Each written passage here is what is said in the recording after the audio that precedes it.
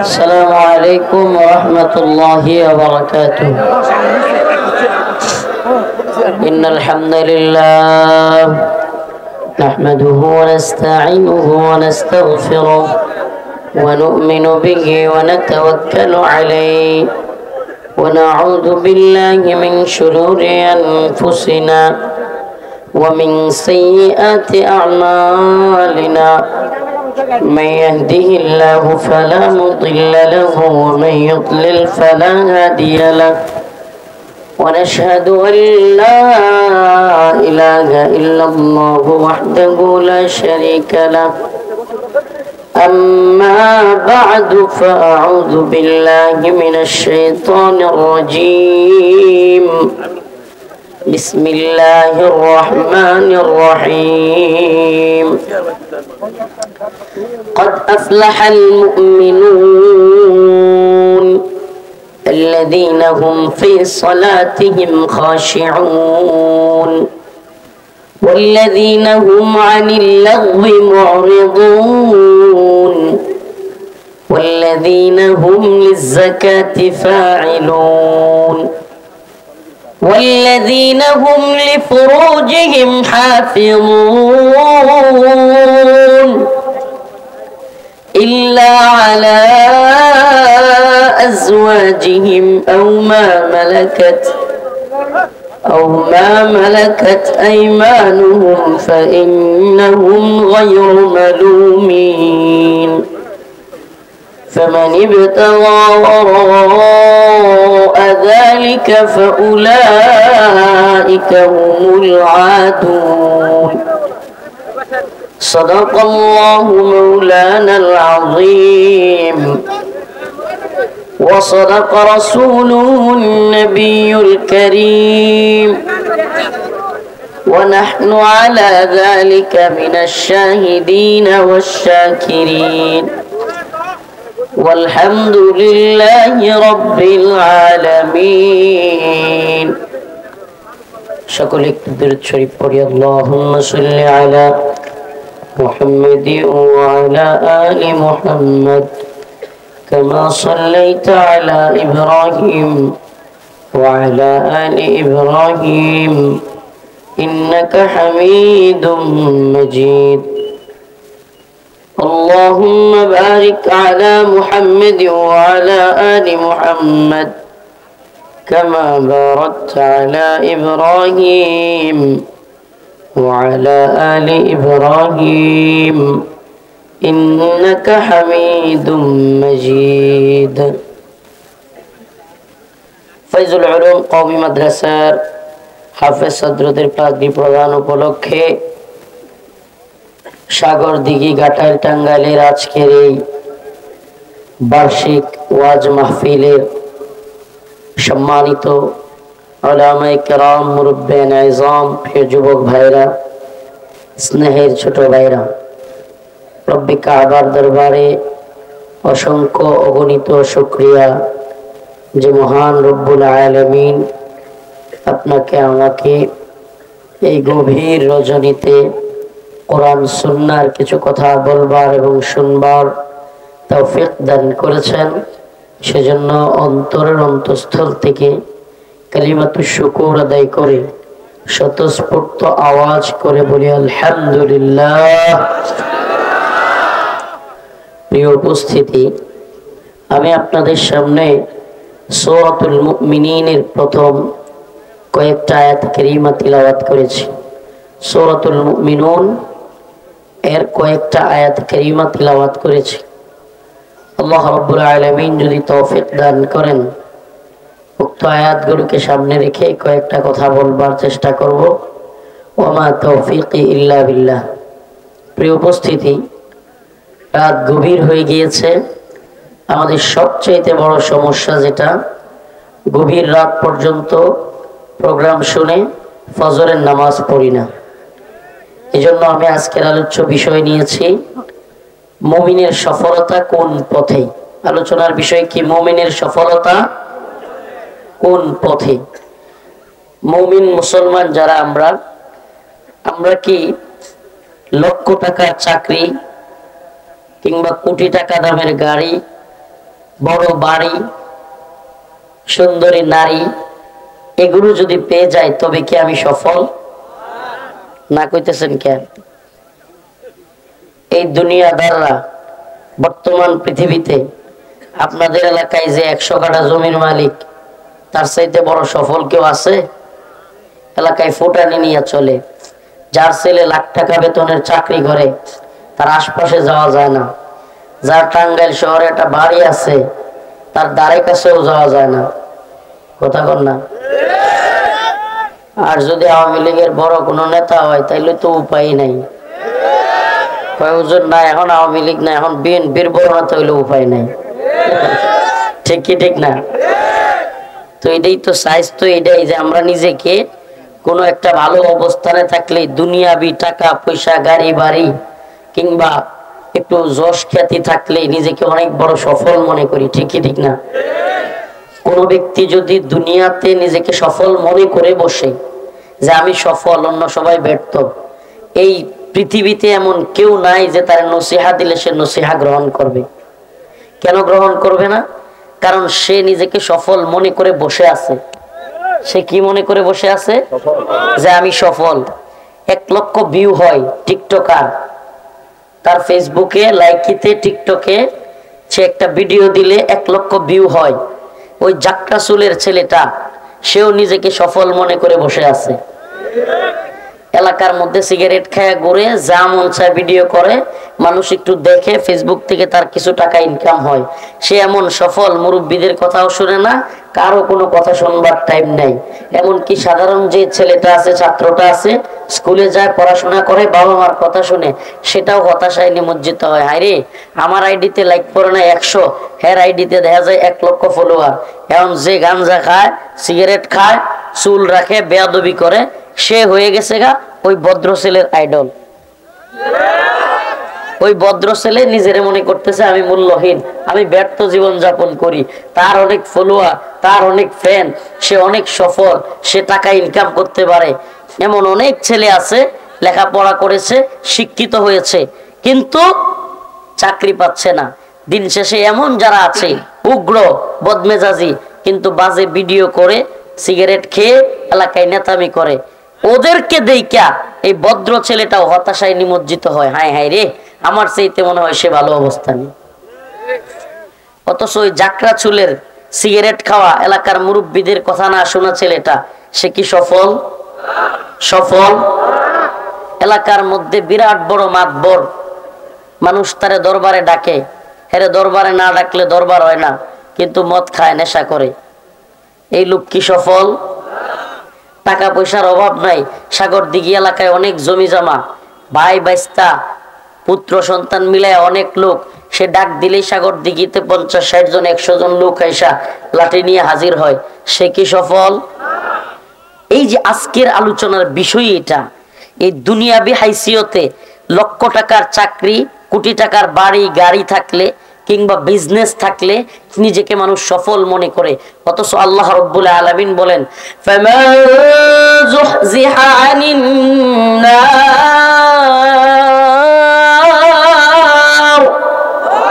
ওয়া উদখিলাল জান্নাতা ফাকাদ ফাজ ওয়ামাল হায়াতুদ দুনিয়া وما الحياة الدنيا إلا متاع الغرور।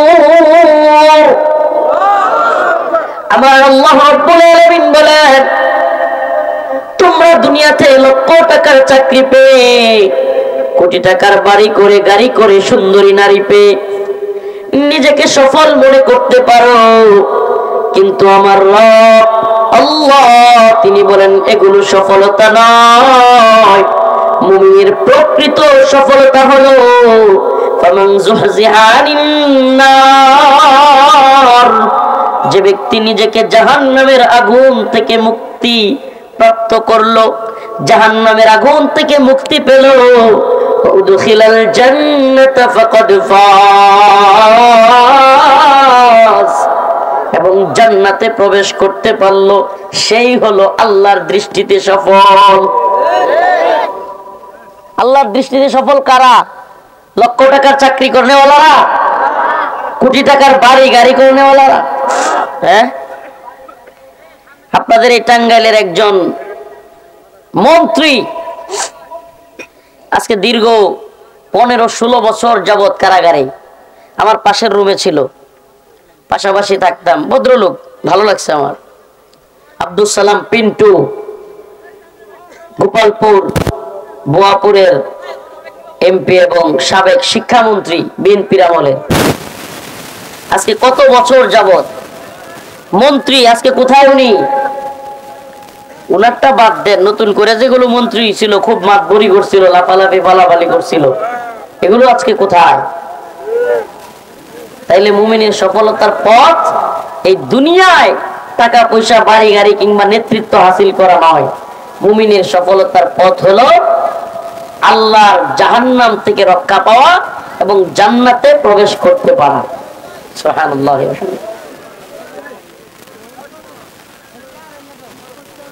আব্দুল সালাম পিন্টু সাহেব খুব ভদ্র মানুষ, ভালো মানুষ, মাশাআল্লাহ। একসাথে ছিলাম, আঙ্কেল ডাকতাম, বলতাম, মাঝে মাঝে হতাশ হয়ে যেত। ছোট্ট ছোট্ট নাতিগুলোরে রাইখা দীর্ঘ 15-16 বছর কারাগারে থাকা কষ্টের। মেয়েদেরকে বিয়ে দিছে ভিতরে থাকা অবস্থায়, এখন নাতি হয়ে গেছে, নাতিগুলোর পাশে আসতে পারতেছে না। ভয়ঙ্কর এক মামলা দিয়ে দিছে বেচারারে, নিরপরাধ মানুষ, মামলা দিছে 21শে আগস্ট গ্রেনেড হামলা, অথচ এই বেচারা এগুলোর কিচ্ছু জানে না। ফাঁসির রায় দিয়ে দিছে বেচারারে আজকে 16 বছর ভিতরে। আমি বলতাম, আঙ্কেল হতাশ হইেন না, এমন দিন আসবে আপনি আমি কল্পনাও করতে পারবো না। আল্লাহ পাক হাসিনারে এমন ধরা দিবে, কই থেকে ধরা আসবে আপনি আমি বলতেও পারবো না। এগুলো কখনো আঙ্কেল যদি মুক্তি পায়, আল্লাহ পাক তার মুক্তিকে ত্বরান্বিত করুক, বলে না আমিন। তাইলে আয়সা বলবে, আমি তারে বলতাম যে দেখেন, চা খাইতে খাইতে ভিতরে বলতাম, গল্প করতাম যে দেখেন এমন দিন আসবে আল্লাহ পাক কারে দিয়েছে ধরবে, আপনারা মনে করতেছে, আমরা মনে করতেছি অমুক দল তমুক দল, দেখবেন কই থেকে যে আল্লাহ কেমনে ধরছে। সুবহানাল্লাহ। আল্লাহ পাক নমরুদ ফেরাউন এদেরকে মশা মাছি দিয়ে সাইজ করলো, আর হাসিনারে সাইজ করলো ছোট ছোট ছাত্র দিয়ে। তো আল্লাহ পাক জালেমদেরকে ধরে। ফালা তাহসাবান্নাল্লাহা গাফিলান আম্মা ইয়ামালুয যালিমুন।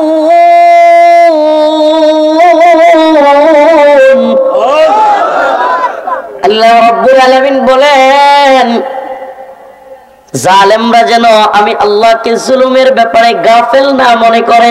সুবহানাল্লাহ। জালেমরা যে জুলুম করে এই ব্যাপারে আল্লাহ কি গাফেল? কিছু দেখে না আল্লাহ, নাকি সব দেখে?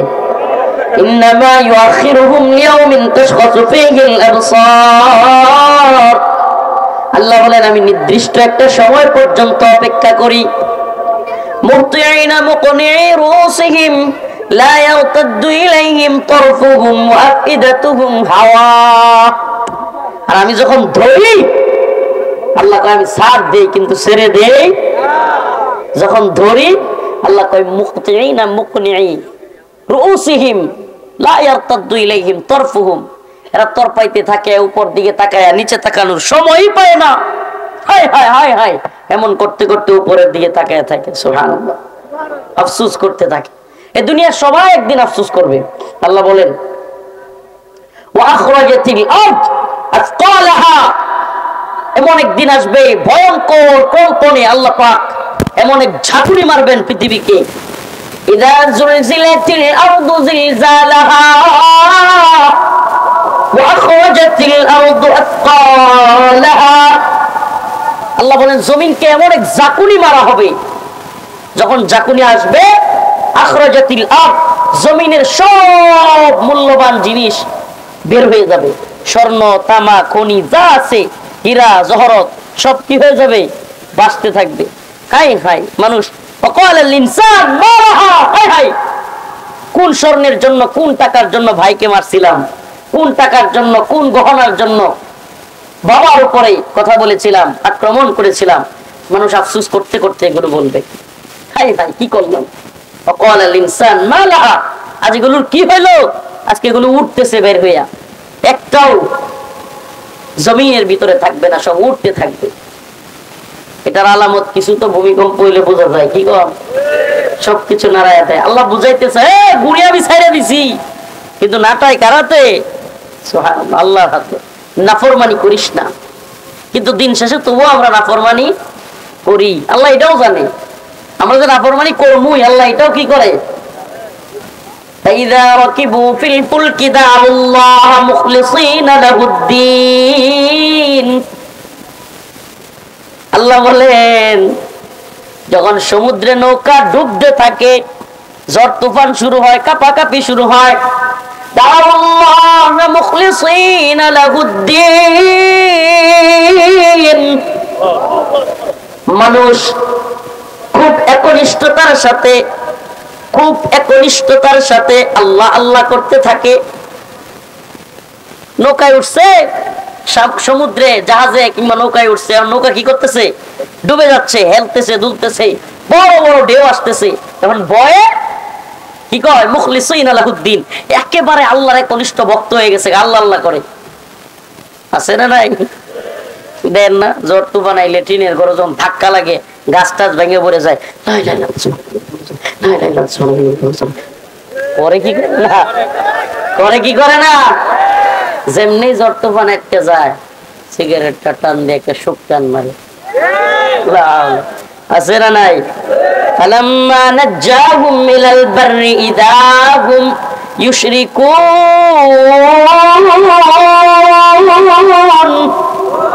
আল্লাহ বলেন আমি জানি তোরা যে যখনই আমি তোদের থেকে বিপদ উদ্ধার করে দিই, তোরা আবার নাফরমানি শুরু করে দিস। তাহলে আমরা আল্লাহ পাকের নাফরমানি করব নাকি আল্লাহর হুকুম পালন করব? আল্লাহর নাফরমানি করব নাকি আল্লাহর হুকুম পালন করব? সফলতা কোন পথে, আসলে এবার সেই আলোচনায় আল্লাহ পাক মুমিনদের সফলতার রাস্তা বলে দিচ্ছেন। ও মুমিনরা, তোমরা সফল হতে চাও? এমন কিছু মুমিন যারা সফল, তাদের আমি চারিত্রিক বর্ণনা করতেছি। قد أفلح المؤمنون الذين هم في صلاتهم خاشعون।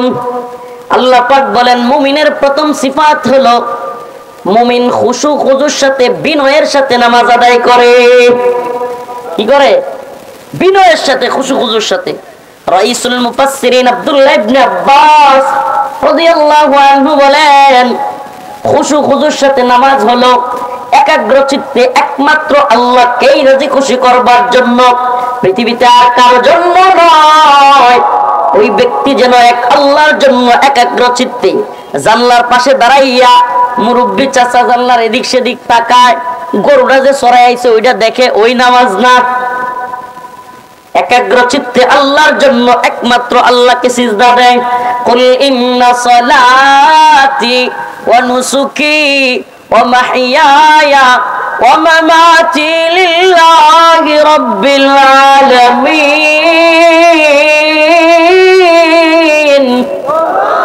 কুল ইন্না সালাতি ওয়া নুসুকি ওয়া মাহইয়ায়া ওয়া মামাতি লিল্লাহি রাব্বিল আলামিন।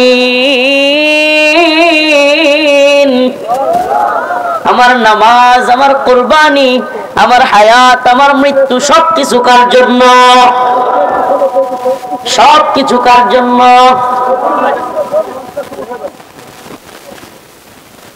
কথা করার সময় ঘুমায় নাই না,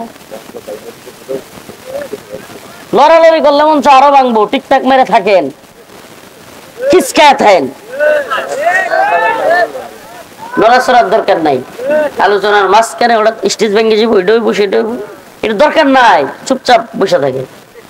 সবকিছু কার জন্য? আল্লাহর জন্য হইতে হবে ভাই। নামাজ কার জন্য? এখন যদি এলাকায় একটা, আল্লাহ মাফ করুক, অনেক সুন্দরী একটা মেয়ে আছে, যুবকরা অনেকে এই মেয়েরে পছন্দ করে, যদি খালি কম যায় যে 5 ওয়াক্ত নামাজ পড়বো এই মেয়েরে বিয়ে দেওয়া হইব, একটারও বাকি পাওয়া যেত না, সবগুলো মসজিদে। আবার ঠিক কয় বেলজ্জার দল, লজ্জা জড়া মনে। কিন্তু আল্লাহর জন্য নামাজ পড়তে হবে, লোক দেখানোর জন্য না। কোন এক সালাফ বলেছিলেন, যদি সুপাত্র মেয়ের জন্য ভালো পাত্র খুঁজতে চাও, এই শীতের দিনে ফজরের নামাজের কাতারে যাও। সুবহানাল্লাহ। যদি ভালো পাত্র খুঁজতে চাও তোমার মেয়ের জন্য, তাহলে এই শীতের দিনের ফজরের সালাতে যায় দেখো কোন ছেলেটা নিয়মিত 5 ওয়াক্ত নামাজ পড়ে। মনে রাখবা, যে যুবক এই যৌবন বয়সে তার রবের হুকুম, তার রবের কথাগুলো পালন করে, সেই ছেলে কখনো ধোঁকাবাজ হবে না। এই ছেলেটা সবকিছুর জায়েজে তার রবের হক আদায় করে, সেই তোমার মেয়ের হক আদায় করবে। সুবহানাল্লাহ। অনেকে আমাদের কাছে বিচার দেয়, হুজুর ছেলেটা কথা শুনে না, মেয়েটা কথা শুনে না, হুজুর ঘরে বউ আমার কথা শুনে না। আমরা তাদেরকে বলি, তুমি তোমার মালিকের কথা শোনো না, তোমার অধীনস্থরাও তোমার কথা শুনে না। আমরা আমাদের মালিকের কথা শুনলে সালাফদের ইতিহাস এমন পাওয়া যায়, ছাগল ওনারা সাহাবায়ে কেরাম কিংবা রাসূলদের ইতিহাস পড়লে এটাই পাওয়া যায়, ওনারা বকরি লালন করতেন।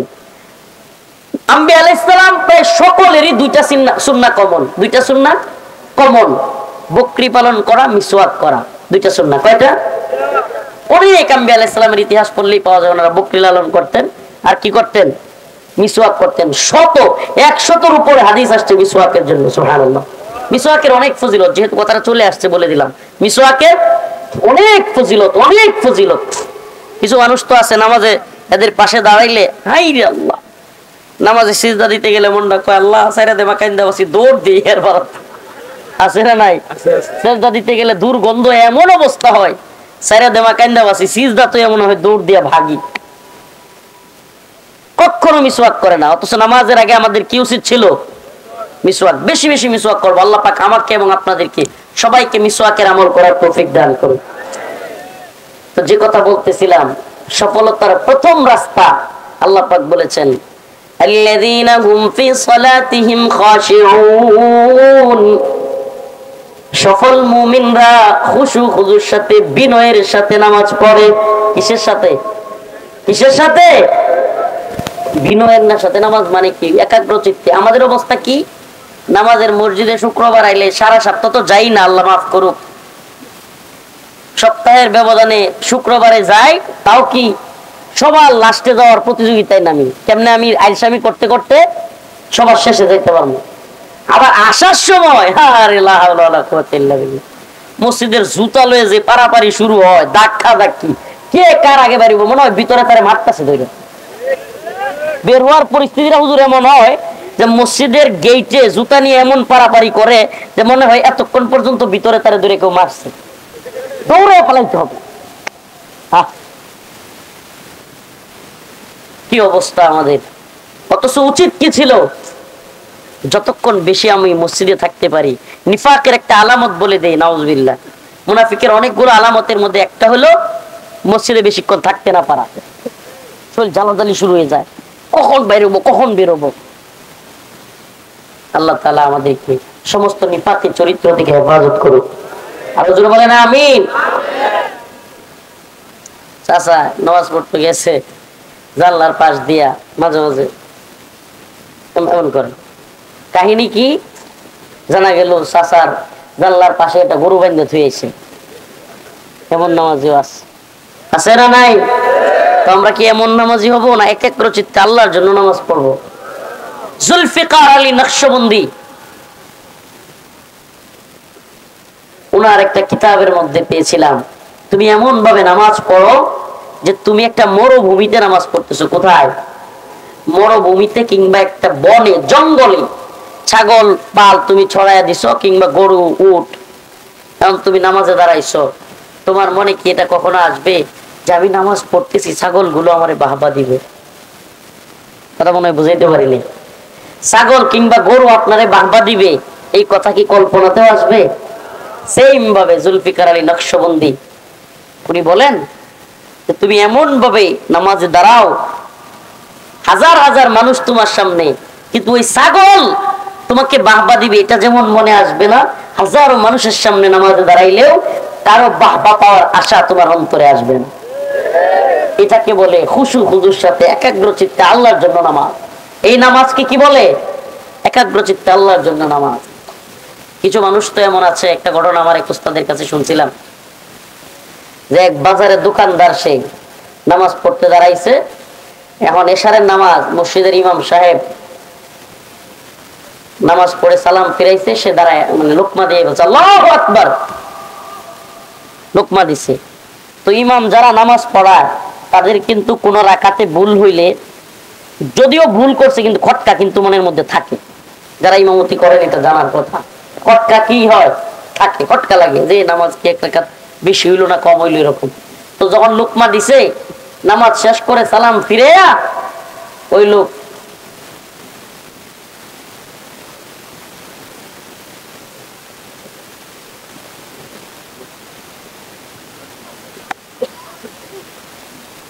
কি কয়, হ্যাঁ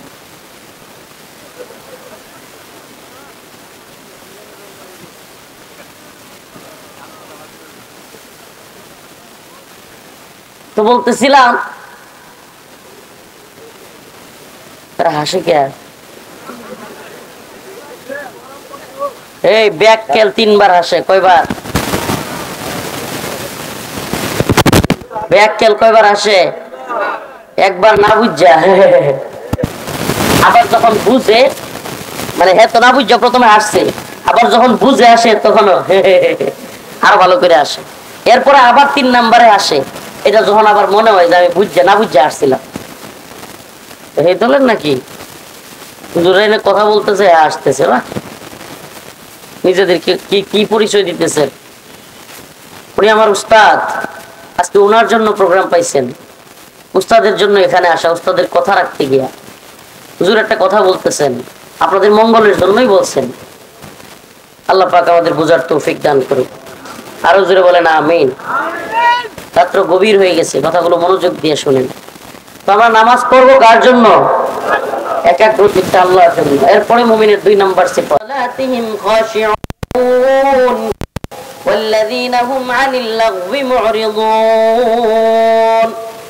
সমস্ত ধরনের ফাহিশা কাজ থেকে, খারাপ কাজ থেকে মুমিন বিরত থাকবে, গুনাহের কাজ থেকে মুমিন বিরত থাকবে। মুমিন কখনোই মূর্তির পাহারাদার সাজবে না। আমরা ইমানের পাহারাদার। আমরা কিসের পাহারাদার? ইমানের পাহারাদার নাকি মূর্তির পাহারাদার? আপনি মূর্তির দারোয়ানগিরি করবেন, যতই করেন, এই ইন্ডিয়া এবং এই হিন্দুত্ববাদীরা এই বাংলাদেশ এবং মুসলমানদের বিরুদ্ধে ষড়যন্ত্র বন্ধ রাখবে না। ষড়যন্ত্র এরা বন্ধ করবে না। এদের ষড়যন্ত্র চলতেই আছে, চলতেই আছে। কয়েকদিন আগে এদের একটা টিভি অনুষ্ঠানে দেখলাম, এদের একটা মিডিয়ায় প্রচার করতেছে চট্টগ্রাম নাকি তাদের। নাউজুবিল্লাহ কোন। এদের ষড়যন্ত্র অব্যাহত আছে। আমরা বলি এটা শাহজালাল মুজাররাদ ইয়ামিনীর ভূখণ্ড। এই ভূমিতে শুয়ে আছেন 360 আউলিয়া। এই ভূখণ্ডের দিকে যদি কেউ দৃষ্টি দিতে চায়, আমরা পাকিস্তানের দালালি মানি নাই। ওই আপনাদের টাঙ্গাইলের কৃতি সন্তান মাওলানা আব্দুল হামিদ খান ভাসানী বলেছিলেন, পিন্ডি ছেড়েছি, দিল্লিকেও গোলামি করব না। তো আমরা বলি পিন্ডি ছেড়েছি, দিল্লির গোলামি তো করব না। যদি ইউরোপ আমেরিকার গোলামিও আমাদের দ্বারা কেউ করাইতে চায়, আমরা ইউরোপ আমেরিকার দাসত্ব মানব না। আমরা গোলামি করব কার? আমরা একমাত্র গোলামি করব কার?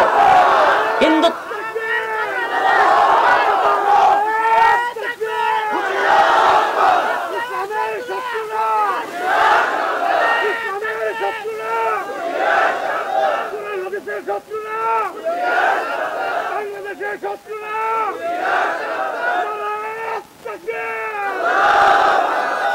এই ভূখণ্ড নিয়ে মুসলিমদের, এই ভূখণ্ড নিয়ে যারা ষড়যন্ত্র করবে, ইনশাআল্লাহ এই উম্মার যুবকদেরকে নিয়ে, এই উম্মার যুবক সমাজকে ডাক দিয়ে তাওহীদপন্থী তরুণ প্রজন্মের উলামায়ে কেরাম ইনশাআল্লাহ সুম্মা ইনশাআল্লাহ সমস্ত বাতিল তাগুত, হিন্দুত্ববাদী ব্রাহ্মণ্যবাদী তাগুতি শক্তির মোকাবেলা করার জন্য দাঁড়িয়ে যাবে ইনশাআল্লাহ।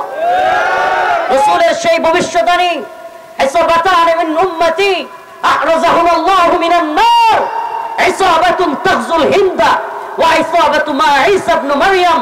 রাসূলের ঘোষণা, গাজওয়াতুল হিন্দ হবে। হিন্দুত্ববাদী ব্রাহ্মণ্যবাদী তাগুতি শক্তির বিরুদ্ধে মুসলমানরা এক ভয়াবহ যুদ্ধে লিপ্ত হবে, আর সেই যুদ্ধে মুসলমানরা বিজয়ী হবে। শুধু বিজয়ী নয়, হিন্দুত্ববাদী তাগুতি নেতাদেরকে কল্লা ধরে ধরে টেনে হিচড়ে মুসলিমরা বাইতুল মাকদিসের দিকে নিয়ে যাবে ইনশাআল্লাহ।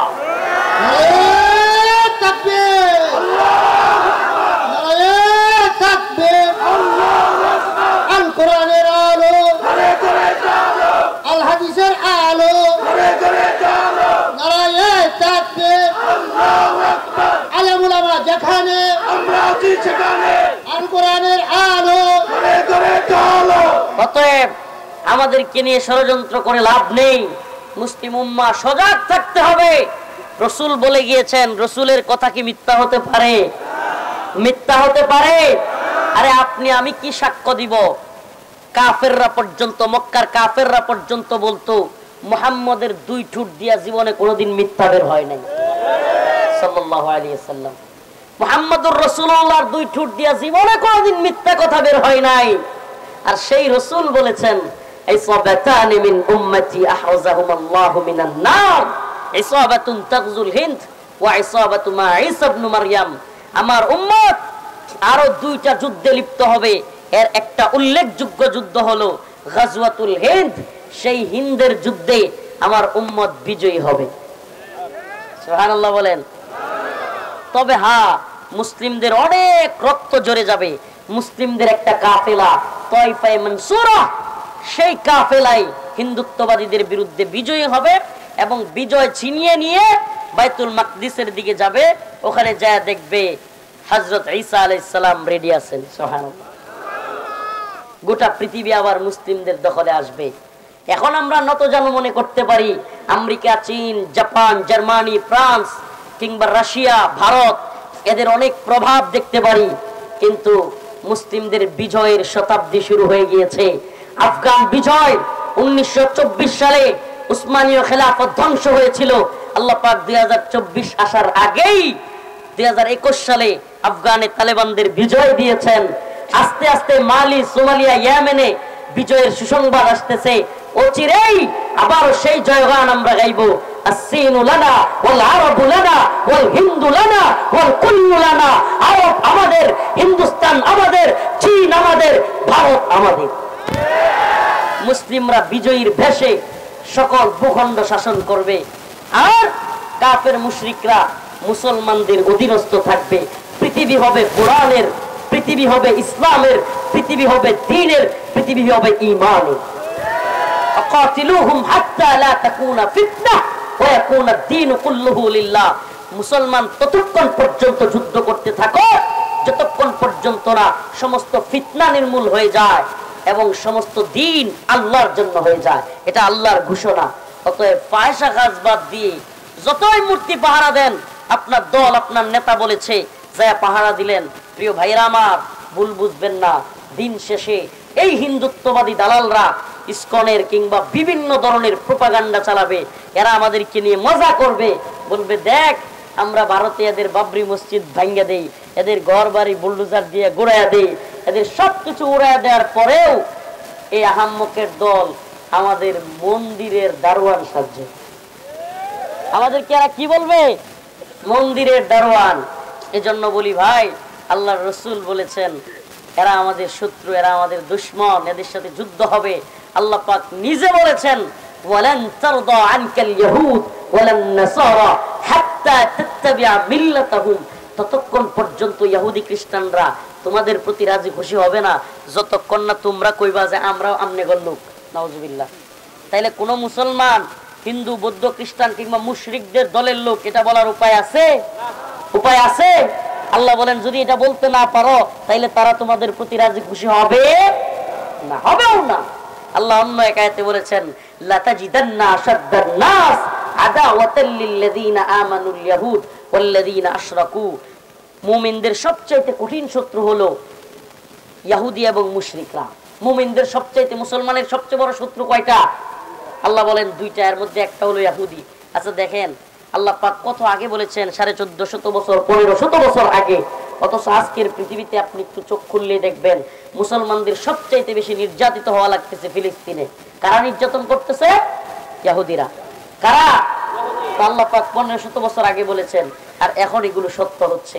অতএব আল্লাহ পাক অনেক আগেই বলে রাখেন আমাদেরকে সজাগ থাকার জন্য যে এদের ক্ষেত্রে তোমরা নমনীয় হয়েও না, তোমরা ইহুদি খ্রিস্টান কিংবা মুশরিকদের ব্যাপারে নমনীয় হবা, এরা কখনো তোমাদের সাথে বন্ধুত্ব সুলভ আচরণ করবে না। আরে এরা তোমার নবীর সাথেই, তোমার আমার নবীর সাথে এরা ভালো সম্পর্ক তৈরি করে নাই। প্রিয় হাজিরিন, এরপরে আল্লাহ বলেন ওয়াল্লাযীনা হুম লিয-যাকাতি ফাঈলুন, মুমিনের আরেকটা বৈশিষ্ট্য হলো তারা যাকাত আদায় করে। ওয়াল্লাযীনা হুম লিফুরুজিহিম হাফিজুন, আরেকটা উত্তম স্বভাব হলো মুমিনের লজ্জাস্থানকে হেফাজত করে। কি করে? সুবহানাল্লাহ সুবহানাল্লাহি ওয়া বিহামদিহি। রাসূল বলেছেন সাল্লাল্লাহু আলাইহি সাল্লাম, যদি কোনো ব্যক্তি আমাকে দুইটা জিনিসের গ্যারান্টি দেয়, দুইটা, কয়টা? রাসূল বলেন আমাকে দুইটা জিনিসের গ্যারান্টি দিলে আমি তাকে জান্নাতের গ্যারান্টি দেব। দুইটা জিনিসের, একটা হলো জবান আর একটা হলো লজ্জাস্থান। একটা জবান আর একটা কি? লজ্জাস্থান। আল্লাহ পাক বলেছেন فانكحوا ما طاب لكم من النساء مثنى وثلاث ورباع, তোমরা মহিলাদের থেকে যাকে পছন্দ হয় দুইটা, তিনটা, চারটা পর্যন্ত বিয়ে করো। বিয়ে করো। ওয়াইন খিফতুম আল্লা তা'দিলু, যদি ভয় হয় তোমরা ইনসাফ করতে পারবা না দুই তিনজন একসাথে, ফাওয়াহিদাতান, তাইলে একটা করো। তাইলে আল্লাহর বিধান হলো বিয়ে করা, বৈধ পন্থায় স্ত্রী গ্রহণ করা ব্যতীত ইসলামী শরিয়ায় যৌন আকাঙ্ক্ষা পূরণ করার আর কোন সুরত ইল্লা আলা আজওয়াজিহিম, একমাত্র বৈধ পন্থা হলো স্ত্রী ব্যবহারের মাধ্যমে, স্ত্রী গ্রহণ করার মাধ্যমে বৈধ পন্থায়। অতএব আল্লাহর রাসূলের ঘোষণা, আল্লাহর ঘোষণা, রাসূল বলেছেন ইয়া মা'আশারাশ শাবাব মান ইসতাতা মিনকুমুল বা'a ফালইয়াতাযাওয়াজ, হে যুবকেরা তোমাদের অবস্থান হওয়ার সাথে সাথে বিয়ে করো। আমি যুব সমাজকে বলবো দ্রুত বিয়ে করবেন। আজকে কি বলবো যুব সমাজকে? আমাদের মুরব্বীরা অচেতন, সচেতন না। ছেলে এত বড় হয়ে যাচ্ছে, মেয়ে বয়স্ক হয়ে যাচ্ছে, বিয়ে দিতে চায় না। এতে করে এত করে ওই ছেলে এবং মেয়ে যে গুনাহ করতেছে, এই গার্লফ্রেন্ড বয়ফ্রেন্ডের কালচার চালু হয়ে এই যে অবৈধ মেলামেশায় লিপ্ত হচ্ছে, এই গুনাহ ওই বাবা এবং মায়ের হবে। আল্লাহ পাক যেই সমাজে জিনা সহজ হয় সেই সমাজে বিয়েকে কঠিন করে দেন। আমরা কি দেখতেছি? জিনা যেই সমাজে সহজ, বিয়ে কি হয়? কঠিন। হায়রে বিয়ের মোহরের নামে, কাবিনের নামে, এটার নামে, সেটার নামে, অলিমা অনুষ্ঠানের নামে এত বোঝা চাপাইছে, যুবক বিয়ে করার সাহসই পায় না। আল্লাহ পাক আমাদের এর থেকে হেফাজত করুক, বলেন আমিন। আরো জোরে বলেন আমিন। মুমিনের কিছু সিফাত বর্ণনা করলাম, আরো কিছু কথা বলবো। তো তার আগে এই যে মাদ্রাসাটা এত বড় মাহফিলটা আয়োজন করলো টাঙ্গাইলের মুসলমান, এখন দেখবো এই মাহফিলটাকে, যে মাদ্রাসাটা কওমি মাদ্রাসা, জাতির মাদ্রাসা। কওমি শব্দের অর্থ কি? জাতি। এটা সরকারি অনুদানে চলে না এই মাদ্রাসাগুলো। আমি আপনাদের কাছে একটু রুমাল পাঠাবো, আপনাদের প্রতি আহ্বান থাকবে মুমিন মুসলমান হিসেবে গভীর রজনীতে আল্লাহকে রাজি খুশি করবার জন্য অল্প কিছু টাকা দিয়ে হলেও এই মাদ্রাসাটার কাজে শরীক হবেন। মাদ্রাসার এই ফান্ডে আপনি